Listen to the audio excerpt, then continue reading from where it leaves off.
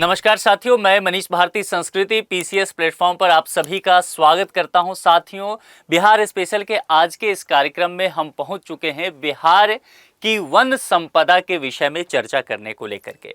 One का मतलब तो आप समझ रहे हैं कि बिहार में जो भी वन होगी, पेड़ पौधे, जो वन अभ्यारण्य है, इन सब चीज़ों की चर्चा की जाएगी।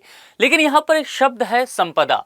तो वन संपदा सबसे पहले समझ लीजिए। वन संपदा कहने का तात्पर्य हो गया कि वन और इससे जुड़ा हुआ जो भी उत्पाद हो जाएगा। जैसे कि मान लीजिए वन है, लेकिन उससे बनने वाले जो उत्पाद होंगे वह भी, जैसे कि वन से ऑक्सीजन भी तो मिलता है, तो क्या उसे भी हम उस रिसोर्सेज के तहत रखेंगे? हाँ, रखा जाएगा। यानी कि वन से जुड़े हुए जितनी भी बातें हैं, उत्पाद हैं, प्रोडक्ट है, उन सब की बातें की जाती है वन संपदा को लेकर के। अब चलिए जरा विस्तार से देखते हैं और सबसे पहले यह भी समझने की कोशिश करेंगे कि बिहार के किस क्षेत्र में वन अधिक देखने को हमें मिलता है। ठीक है, तो मुख्य रूप से आप देखेंगे कि यह जो तराई भाग है उत्तर का, जो मिथिला का पोर्शन पड़ता है, वहां पर आपको ये देखने का मिलेगा। जो दून एरिया कहते हैं, दून मतलब क्या होता है? घाटी। जैसे कि देहरादून हुआ है ना, कि घाटियों के बीच में एक जगह जो निर्माण हो जाता है। ये मैंने आपको जब मैं पढ़ा रहा था बिहार की भौतिक अवसंरचना, तब मैंने आपको विस्तार से ये समझाया भी था। आज वन की बात करते हैं। देखिए, यहाँ पर बिहार राज्य में वनों का विस्तार मुख्यतः किन किन क्षेत्रों में देखने को मिलेगा, उसकी बात करते हैं। यहाँ पर सबसे पहले हम शिवालिक पर्वत की बात करेंगे। शिवालिक पर्वत यानी कि सबसे निचला हिस्सा जो देखेंगे शिवालिक का, ये जो तराई वाला क्षेत्र आपको देखने को मिलेगा। अब तराई वाला पूरा क्षेत्र आप यहाँ पर देखिए, यानी कि यहाँ से शुरुआत होता है पश्चिम चंपारण से, पश्चिम चंपारण से होते हुए पूर्वी चंपारण, और यहाँ से फिर सीतामढ़ी होते हुए आपको मधुबनी होते हुए ये पूरा किशनगंज तक यहाँ आकर के रुक जाएगा। ठीक है, तो ये पूरा जो विस्तार वाला ये जो पट्टी, पतली सी एक पट्टी बन रही है, ये पूरा शिवालिक पर्वत के तराई क्षेत्र में लेंगे। अब उसमें भी जो बात की जाएगी वो सोमेश्वर और दून के पहाड़ी क्षेत्र को लेकर के, इस एरिया को लेकर के बात करेंगे। हमने आपको भौतिक संरचना जब पढ़ाया था तो उसमें मैंने आपको सोमेश्वर क्षेत्र वगैरह के विस्तार से आपको रूबरू करा दिया था। ठीक है, दून का मैंने पहले बता दिया कि जो पर्वतों के बीच में घाटियां बन जाती है उसे दून कहा जाता है। जैसे कि आप एक फेमस तो जानते ही हैं, देहरादून, जो उत्तराखंड की राजधानी भी है। तो यह तो हो गया, चलिए उत्तर के हिस्सा आपको हो गया कि चलो उत्तर में आपने बता दिया। तो एक वन संपदा तो यहां पर देखने को मिलेगा। लेकिन वन संपदा क्या यहीं पर है बिहार में? नहीं, इसका जवाब है कि दक्षिण में भी हमें चलना पड़ेगा। बिहार के दक्षिण में जब चलेंगे इस भाग में, तो जो छोटा नागपुर का पठारी है उस वाले भाग में भी देखने को आपको मिलेगा। इसके अलावा कैमूर का जो पहाड़ी क्षेत्र है वहां पर भी आपको बिहार में वन संपदा अधिक देखने को मिलेगा। तो ये वाला पूरा जो हिस्सा हो जाएगा उसमें कैमूर डिस्ट्रिक्ट भी आ जाएगा, रोहतास का कुछ हिस्सा आएगा। हम देखेंगे आगे चल के तो गया वगैरह में भी ये चीजें आपको देखने को मिलेगा, औरंगाबाद में देखने को मिलेगा। उस पर हम विस्तार से चर्चा कर लेंगे। तो ये मामला आपको समझ में आ गया कि मुख्यतः कहां पर है। अब देखिए, बिहार में मुख्यतः जो है यहां पर हम बात कर रहे हैं आर्द्र पर्णपाती वन तथा शुष्क पर्णपाती वन। अब दो टर्म है, तो सबसे पहले हमारे पढ़ने का तरीका क्या है कि हम सबसे पहले शब्दों को भी सही से देखा करते हैं। ये नहीं कि सीधा हम पढ़ लेंगे, जो बातें हैं पहले समझ तो लें उसे कि उसके विषय में क्या कहा गया है। अब यहां पर है आर्द्र पर्णपाती, तो यह क्या होता है? देखिए, आर्द्र पर्णपाती कहने का मतलब हुआ, आर्द्र यहां पर है ना, इसका मतलब यह हुआ कि इस जगह पर वर्षा की मात्रा को लेकर के जब हम चर्चा करेंगे, वर्षा की मात्रा क्या होगा? अधिक होगा। यानी कि इस क्षेत्र में अधिक वर्षा होगी। मामला समझ में आ गया?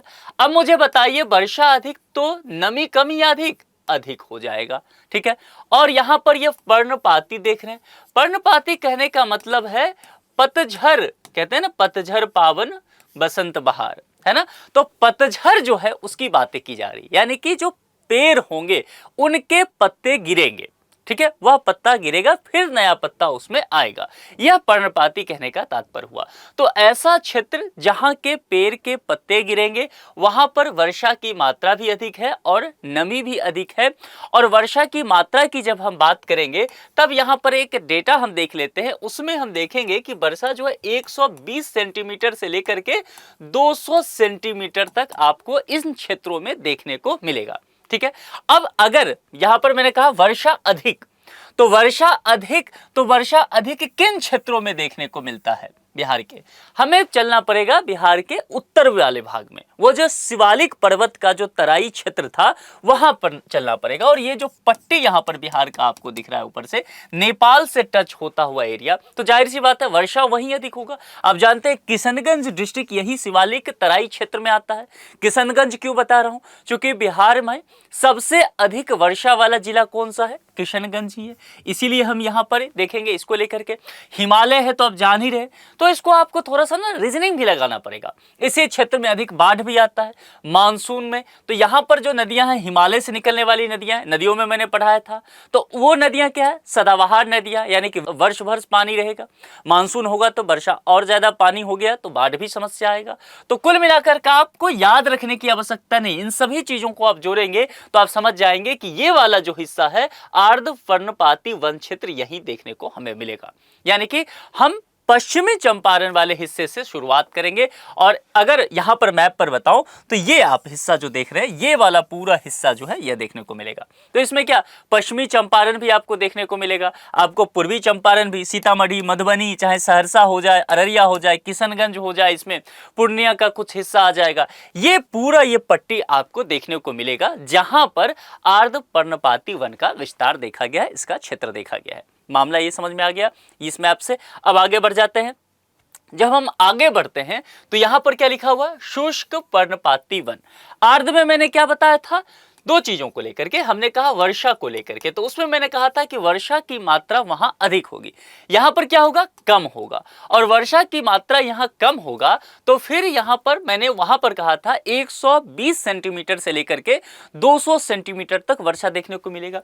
यहां पर जो है 100 सेंटीमीटर से भी कम हमें वर्षा का देखने को मिलेगा। अब मुझे बताइए, वर्षा कम तो नमी अधिक या कम, जाहिर सी बात है कम। मामला समझ में आ रहा है। अब ये दो बातें हो गई यहां पर पर्णपाती, यानी कि यहां की जो भी पतझड़ वाली चीजें हो यहां पर भी उपस्थित आपको ये देखने को मिलेगा। अब इसका विस्तार कहां, मैंने बिहार के दक्षिण भाग की चर्चा किया था कि आपको बिहार के दक्षिण भाग पर मैं ले चलूंगा, और उसमें मैंने आपको कैमूर की पहाड़ी की चर्चा किया था। ठीक है, तो कैमूर की पहाड़ी कहां पर देखने को मिलेगा, देखिए स्पष्ट तौर पर यहां पर आपको कैमूर डिस्ट्रिक्ट दिख रहा है। तो एक बात तो समझ में आ गया कि पहाड़ी यहीं पर होगा। लेकिन एक बात मुझे बताइए, कैमूर की पहाड़ी है तो पहाड़ी तो एक भौतिक संरचना है ना, लेकिन हम जिला जब तय किए तो जिला क्या है, एक पॉलिटिकल मैप है। तो ये तो नहीं हुआ कि कैमूर डिस्ट्रिक्ट यहां खत्म हो गया तो पहाड़ी यहां आएगा ही नहीं, है ना। पहाड़ी का विस्तार जो अलग अलग डिस्ट्रिक्ट में भी देखने को मिलेगा। तो यहां पर देखेंगे तो यह कैमूर में भी देखने को मिलेगा इस तरह के वन जो शुष्क पर्णपाती वन है। क्या रोहतास में देखने को मिलेगा, बिल्कुल रोहतास में देखने को मिलेगा। क्या गया में, क्या औरंगाबाद में, फिर मुंगेर वाले हिस्से में। मैंने कहा था कि जो यहाँ जो छोटा नागपुर की पठारी वाला हिस्सा है, इधर आगे बढ़ते चलेंगे झारखंड के तरफ तो इस तरह की चीजें आपको और भी देखने को मिलेगा। लेकिन ये ट्रांजैक्शन फेज में जो एरिया रहेगा वहां पर ये चीजें आपको देखने को मिलेगा ही। नवादा भी इसमें आप शामिल कीजिए, आप इसमें शेखपुरा भी शामिल कर लीजिए, आप चाहे तो जमुई के कुछ हिस्सा को ले सकते हैं, मुंगेर भी इसमें शामिल होगा। तो ये जो एरिया है, अब ध्यान रखना है इस चीज को, यह जो एरिया है बिहार का ऊपरी वाला हिस्सा, देखिए कितना अच्छा है समझने के लिए लिहाज से देखेंगे तो ज्यादा कुछ याद नहीं करना है। यह वाला जो हिस्सा है यह शिवालिक का तराई क्षेत्र है, तो यहां पर क्या हो जाएगा, आर्द्र पर्णपाती वन हो गया। और यह वाला जो हिस्सा है कैमूर की पठारी, छोटा नागपुर वाला हिस्सा, कुछ डिस्ट्रिक्ट यहां नीचे दक्षिण बिहार का लगता हुआ, झारखंड के साथ जो टच करता हुआ, यहां पर क्या हो जाएगा, शुष्क पर्णपाती वन। वर्षा की मात्रा के आधार पर हम इसे डिवाइड कर देंगे। अब यहां पर देखिए वृक्षों के प्रकार भी इसलिए आपको अलग अलग देखने को मिलेगा। वर्षा यहां कम हो रही है, मामला समझ में आ गया, 100 सेंटीमीटर से कम वर्षा। तो मुझे बताइए कि यहां पर किस तरह के पेड़ आपको देखने को मिलेगा। यहां पर आपको शीशम देखने को मिलेगा, आपको यहां पलाश देखने को मिलेगा, महुआ जानते हैं आप, बिहार में महुआ पौधा लगता है, तो महुआ या आंवला जो होता है, आंवला भी खैर एक पौधा होता है, ये सब देखने को मिलेगा। विभिन्न प्रकार के घासों की भी चीजें यहां पर आपको देखने को मिलेगा। लेकिन यहां पर एक बात समझिए, बिहार में सबसे अधिक अगर देखेंगे सर्वाधिक पतझड़ वन किस डिस्ट्रिक्ट में देखने को मिलता है, यह प्रश्न आता है तो आपको जाना है किसके साथ, पश्चिम चंपारण के साथ। ये जो वेस्ट चंपारण डिस्ट्रिक्ट है, पतझड़ दोनों तरफ मैंने कहा था ना, आर्द्र में भी शुष्क में भी, सिर्फ वर्षा की मात्रा के आधार पर हमने डिवाइड किया था। तो पतझड़ वन जो सर्वाधिक देखने को मिलेगा ये आपको वेस्ट चंपारण में। तो अगर मान लीजिए प्रश्न में ये आ जाए तो आपको इस बात का ध्यान रखना है। ये दो बातें समझ गए आप। अब इसके बाद हम कुछ डेटा पर ध्यान देते हैं कि डेटा क्या कहता है। बिहार की प्रमुख बहुउद्देशीय परियोजनाओं पर जब हम चर्चा करेंगे तो कुछ डेटा के साथ इस चीज को आगे बढ़ाएंगे। देखिए, भारत की स्थिति की बात करते हैं तो भारत वन स्थिति रिपोर्ट 2021 ये हम रेफरेंस के तौर पर लेकर के चलेंगे, हमारा रिसोर्स है। इसके अनुसार देखेंगे तो बिहार का कुल वनावरण देखेंगे तो यहां पर आपको दिखने को मिल जाएगा कि 7380.79 वर्ग किलोमीटर तक इसका विस्तार देखने को मिलेगा। अब बिहार के जो भौगोलिक क्षेत्र है उस भौगोलिक क्षेत्र में कितना क्षेत्रफल वन का पड़ जाता है तो आप देखेंगे 7.84% है। यह पहले भी पूछा जा चुका है और बहुत ही महत्वपूर्ण बिंदु है, यह फैक्ट ध्यान रखिएगा। वर्ष 2019 की तुलना में बिहार के वनावरण में 75 वर्ग किलोमीटर की वृद्धि हुई है, यानी कि प्रतिशत के आधार पर देखेंगे तो 1.03% की वृद्धि देखी गई। अब समझ लीजिए यहां पर रुक करके आखिर इसमें वृद्धि क्यों देखा गया। मैंने क्या कहा, बहुउद्देशीय परियोजना। तो जिस तरह से भारत सरकार ने टारगेट दिया विभिन्न राज्यों को कि भाई अपने यहां आप पेड़ पौधे अधिक लगाइए, इसके वजह से फंड भी उनको मिलेगा ऐसे स्टेट को। तो जाहिर सी बात है हर एक जो स्टेट है, राज्य सरकारें हैं, वो कोशिश कर रही है कि वहां पर वन्य संपदा का विस्तार हो सके। तो आप देखेंगे तो अधिक क्षेत्रफल ये 75 वर्ग किलोमीटर में जो है इसका विस्तार किया गया। इस वजह से इसमें प्रतिशत के आधार पर 1.03% की वृद्धि देखी गई। ये मामला समझ में आ गया। बिहार में सर्वाधिक वन क्षेत्र वाले जिले की बात करेंगे, ध्यान रखना है आपको, ये पॉइंट इंपॉर्टेंट होगा, एग्जाम में आ सकता है। तो कैमूर को लेकर के चर्चा किया। कैमूर कहां, कैमूर पहाड़ी पर की बात करेंगे और यहां पर देखेंगे तो ये जो हिस्सा पड़ जाता है यहां पर ये कैमूर डिस्ट्रिक्ट है, ठीक है। तो यहां पर कैमूर में देखेंगे तो 1051.56 वर्ग किलोमीटर देखने को मिलेगा। अब देखिए, जब भी वन संपदा की बात आ जाए 2-3 डिस्ट्रिक्ट ध्यान देना है। एक तो हो गया कि जब हम शुष्क पर्णपाती वन की चर्चा करेंगे तो ये कैमूर वाला हिस्सा, लेकिन आर्द्र वाला हमने चर्चा किया था, उसकी शुरुआत हमने चंपारण से की थी और चंपारण में भी जो पश्चिम चंपारण का हिस्सा है। तो आपको ध्यान रखना है कि बिहार में सर्वाधिक वन क्षेत्र कहां देखा जाएगा, तो एक कैमूर जिला में और आपको पश्चिम चंपारण में भी चलना है। कैमूर से नजदीक ही वहीं पर सटा हुआ है रोहतास, तो रोहतास में भी ये देखने को मिलेगा।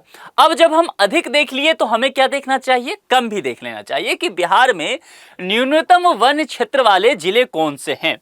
अब न्यूनतम वन क्षेत्र वाले जिले देखना है तो आपको क्या देखना पड़ेगा कि बिहार का छोटा छोटा डिस्ट्रिक्ट कौन सा है। भाई अगर डिस्ट्रिक्ट छोटा है, उसका क्षेत्रफल ही छोटा है, तो जाहिर सी बात है संभावना इस बात की अधिक रहेगी ना कि वहां की वन संपदा भी कम होगा, कम क्षेत्रफल पे होगा, ठीक है। तो शेखपुरा डिस्ट्रिक्ट को लेकर के चलिए। शेखपुरा आपको यहां पर देखने को मिलेगा। एक तो ये एरिया जो हो गया दक्षिण बिहार का एरिया आ गया और ऊपर से छोटा सा डिस्ट्रिक्ट है, तो जाहिर सी बात है यहां पर वन क्षेत्र भी कम होगा, इसीलिए 119 किलोमीटर में ही इसका विस्तार देखने को मिलेगा।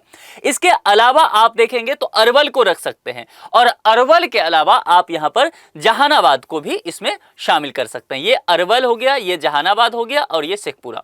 तो 1, 2 और ये 3, ये 3 क्या हो गया, ये 3 सबसे कम वाला है और यहां देखेंगे 1, 2 और 3, तो ये 3 क्या हो गया, सबसे अधिक वन क्षेत्र।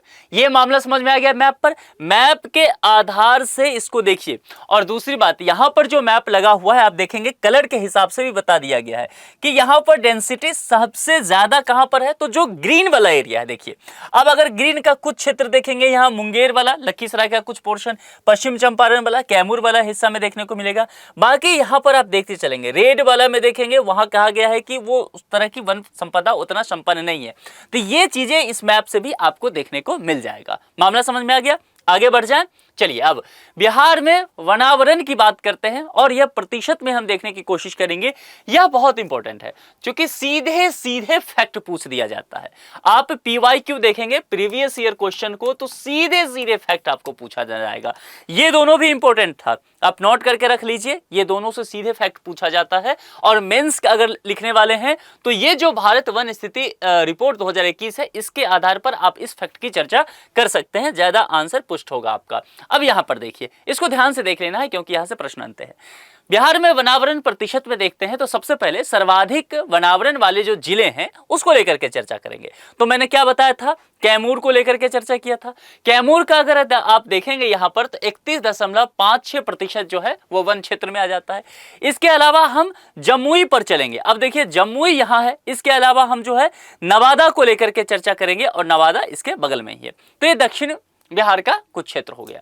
अब न्यूनतम वनावरण वाले जिले में चलेंगे तो हमने चर्चा किया है शेखपुरा को लेकर के चर्चा किया। शेखपुरा कहाँ, ये छोटा सा एरिया लखीसराय और नालंदा के बीच में पड़ता है जो है 0.17%। और फिर बक्सर का नंबर आता है, फिर सिवान को लेकर के चर्चा करेंगे। 2-3 डिस्ट्रिक्ट ध्यान में रखिएगा। भारत वन स्थिति रिपोर्ट 2021 में वर्ष 2019 की तुलना में बिहार में सर्वाधिक वृद्धि कहां देखा गया है, तो वह बांका जिला में। ठीक है, तो बांका जिला में कितनी वृद्धि देखी गई है सबसे पहले हम ये भी देखेंगे। तो तकरीबन यहां पर आप देखेंगे तो 16.92 आपको वर्ग किलोमीटर का विस्तार देखा गया ये बांका डिस्ट्रिक्ट में। ठीक है, इसके अलावा सर्वाधिक कमी कहां देखा गया है, तो देखिए यहां कैमूर डिस्ट्रिक्ट के पास ही चलना पड़ेगा। क्योंकि क्यों ऐसा मैं कह रहा हूं, अब कैमूर डिस्ट्रिक्ट में अधिकांशतः क्षेत्र देखिए 31.56% जो है वह वन पर जाता है। लेकिन यहां पर जनसंख्या का विस्फोट तो हो रहा है। तो जनसंख्या का विस्फोट होगा तो मुझे बताइए क्या वन संपदा के लिए वह अच्छा है या बुरा है? बुरा है, क्योंकि जैसे ही मानव संसाधन वहां बढ़ जाएगा, मनुष्यों की संख्या बढ़ेगी तो वन की कटाई होगा। ठीक है, क्योंकि आवास तो चाहिए मनुष्य को रहने के लिए। तो लॉजिक से आप समझ सकते हैं कि कहीं भी किसी वर्ष में पूछा जाए कि कहां कमी आया है तो ज्यादातर संभावना, ये जरूरी नहीं हो पर संभावना यही होगा कि जहां पर अति है वहीं से तो कटाव होगा। तो कैमूर में अगर अधिक है तो देखा यही गया है कि यहीं पर कमी आया है। और कमी जो आया है कैमूर जिले में वह तकरीबन आप देखेंगे तो 4.83 वर्ग किलोमीटर के हिसाब से। ठीक है, तो ये इतने फैक्ट आप ध्यान में रखिएगा। उसके बाद देखेंगे यहां पर हम पश्चिम चंपारण बहुत घने वन और मध्य रूप से घने वनों का क्षेत्रफल यहां पर सबसे अधिक देखने को मिलेगा। ठीक है, ये पॉइंट इंपॉर्टेंट है। और पश्चिम चंपारण को लेकर के मैंने पहले भी कहा है कि वन संपदा की चर्चा है तो पश्चिम चंपारण को आप जरूर ध्यान में रखिएगा। खुले वन का सबसे अधिक अगर देखेंगे तो वह कैमूर जिला में है। ठीक है, तो वह कैमूर जिला में ही है। अब आप मुझे बताइए एक चीज, इतना चीजें समझने के बाद यहाँ पर और भी बहुत सारे डेटा दिया गया है। गैर वन क्षेत्रफल देख रहे हैं तकरीबन 91% आपको देखने को मिल जाएगा। झाड़ी जो है 0.25% देखने को मिलेगा। खुला वन जो है वह तकरीबन 4% के आसपास मिलेगा। पूरा डेटा जो है यहाँ पर दिया हुआ है। लेकिन मुख्यतः पूरा कंक्लूजन हम लेकर के चलते हैं। तो कंक्लूजन क्या है, आप इस मैप पर देखिए। मैंने आपको क्या बताया, इस मैप को फिर से एक बार मैं 1 मिनट में आपको कंक्लूजन बता देता हूं। ये एरिया देखिए, ये क्या हो गया, शिवालिक का तराई क्षेत्र। तो मुझे बताइए यहां पर जो है आर्द्र पर्णपाती वन, वर्षा अधिक, ये वाले क्षेत्र में आपको दिखने को मिलेगा। और यहां पर मैंने बताया ये जो कैमूर वाला हिस्सा है यहां तक आ जाइए तो इस वाले हिस्से में क्या होगा, शुष्क पर्णपाती वन होगा। शीशम वगैरह का पेड़ यहां देखने को मिलेगा। और यहां पर वर्षा कम होगा और नमी भी इस वजह से कम होगा। 100 सेंटीमीटर से कम वर्षा, यहाँ 120 से 200 सेंटीमीटर तक वर्षा होगा। और अगर 2 डिस्ट्रिक्ट जो ज्यादा चर्चा में रहेगा बिहार में वन संपदा को लेकर के, तो कौन सा, एक पश्चिम चंपारण और दूसरा कैमूर। ये मामला समझ में आ गया था। और कैमूर के साथ साथ रोहतास, औरंगाबाद, गया, नवादा, जमुई, मुंगेर, शेखपुरा, ये सब डिस्ट्रिक्ट चर्चा में रहने वाले हैं। तो नीचे से एकदम बिल्कुल दक्षिण वाला हिस्सा और शिवालिक पर्वत का तराई क्षेत्र, बिहार का बिल्कुल उत्तर का हिस्सा नेपाल से सटता हुआ, ये जो 2 तरह के जो एरिया पड़ जाता है इसमें आने वाले डिस्ट्रिक्ट की स्टडी कर लेंगे, आपका काम बन जाएगा। बहुत अधिक मेहनत करने की आवश्यकता नहीं है। ठीक है, तो कम मेहनत में आप अधिक चीजें प्राप्त कर सकते हैं। ये मैंने आपको मैप के थ्रू बता दिया कि कैसे स्मार्ट वर्क किया जाता है। ठीक है, तो इसको अच्छे से तैयार कर लीजिए। चूंकि यह प्रीलिम्स भी आने वाला है, करीब है, एग्जाम सर पे है, तो इसको तैयार करते रहिए। अपने दोस्तों के साथ लेक्चर को शेयर कीजिए। बताइए कि भाई पीसीएस का हम लोग लगातार लेकर के बीपीएससी आ रहे हैं, तो जितने भी चीजें हैं आपको तैयार हो जाएगा। और कमेंट बॉक्स में मुझे यह भी आप बता सकते हैं कि किस और टॉपिक पर आपको लेक्चर चाहिए। कुल मिलाकर के अभी जो ज्योग्राफी का पोर्शन है उसको मैं खत्म कर रहा हूं। इसके बाद हम हिस्ट्री, पॉलिटी, इन सब चीजों की चर्चा करने वाले हैं। ठीक है, तो आज के लेक्चर में इतना ही रखते हैं। फिर दूसरे लेक्चर में दूसरे मुद्दों के साथ आपसे मुलाकात होगी। अपना बेहद ख्याल रखिए। बहुत बहुत शुक्रिया। Thank you.